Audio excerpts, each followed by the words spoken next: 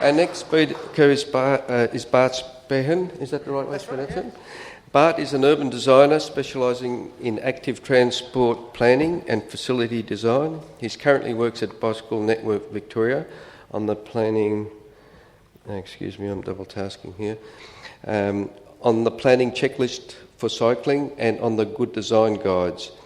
Bart will talk about healthy new suburbs. Thanks for having me along. We've been doing a project for a while now about what we do in the new suburbs. It's different from the existing suburbs because we're building from scratch, so we can do it from the start, but also the travel habits are different in the outer suburbs. In the inner suburbs, we've got trips to work which are quite short, but in the outer suburbs, they're 18 to 19, 30 kilometres an hour, 30 kilometres. But the short trips to school, shops, friends are still short, so how do we make those happen? Now, I was writing in, I've got 7 minutes. In 7 minutes, at 20 kilometres an hour, I can ride 2.35 kilometres. At 10 kilometres an hour, but 1. So I'm riding along Bridge Road. It's taken me about 15 minutes, and I'm the only one out there. Granted, it's raining a bit. Why am I the only sort of person, a type A personality, male? And I asked myself the question, well, would I take my daughter on Bridge Road? And would I take my mum, who's about 7, who loves riding a bike on Bridge Road? No. So I'm within riding distance of the city, but I can't really, most people can't get here. So that's the challenge. How do we make it so everyone can ride? Gil Penalosa's 880 City. If I push this button, Jan's already done that. We're talking about, we accept this in the inner city, we've seen real growth. Right, so look here, who are these people? They're adults and students. Right? We get about 5 or 6% of the population who use that, but that's about all we're going to get to. The other good thing about bike lanes is, you see this? I can see their faces, I can't see his face. The more people we get on our roads, the safer it starts to feel as well. This is our target market, not just in the outer suburbs, but in the inner suburbs. Roger Geller from Portland. Portland's like a microcosm of Melbourne, but the coffee's a bit better and the beer's a bit not as good. But we both have this self-righteousness about ourselves, so it's great to compare ourselves. So strong and fearless, this is what we're getting at the moment. And they're okay with bike lanes and these skinny little pieces of crap we've got out on the roads.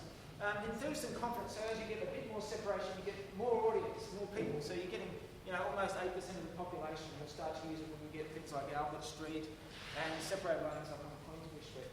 But we haven't got these people here, the 60% of people who are not riding because they don't feel safe. And all the research says there's 60% of people out there with bikes who want to ride who are not riding. So what do? We need more separation from busy traffic. Right? Separated stuff. We're starting to get there. And also quiet local streets. Right? So when the speed goes down, you can share the street. You need to get the speed right down below 30 kilometres an hour. So there's 2 things, separate or mix, depending on the speed environment. These guys over here, just forget about it, all right? No need trying to give these pokeball bikes and teach them how to ride. As you expand this will drift over if you get more and more people riding. But everywhere in the world, it's about that ratio. About 70% of the people are prepared to ride. So here is the Austroad guidelines and what they say about it. And the blue line is us trying to correct the Austroad guidelines. So here is the volume of the road. How many vehicles per day, motor vehicles per day. And there is the speed, the 85th percentile speed. So 85% of the cars are going that speed, is that what it means? Yeah? Not the posted speed. All right? So have a quick look at it. They're saying, the Austroads would say at 60 kilometres an hour, or let's say 50 kilometres an hour and 5,000 vehicles, even 6,000 vehicles, a bike lane is all right, a shoulder. I would say, no way, no how am I taking my daughter on that road, or my mum. It needs to change. We need separation. We need separated paths on those speed environments. And they say you can mix at about 50 kilometres an hour up to 5,000 vehicles. Well, no way, no how am I taking my daughter on my mum on that. You need to really get really low speed, really low volume. So bike lanes really fit at lower speeds and lower volumes for the general population. Now, unfortunately, the Victorian planning provisions say the same thing. So on collector streets with 60 kilometres an hour, they're saying, put a bike lane in and everyone's chummy. Unfortunately, the schools are on those roads, the shops are on those roads, the community facilities are on those roads, and the buses are on those roads.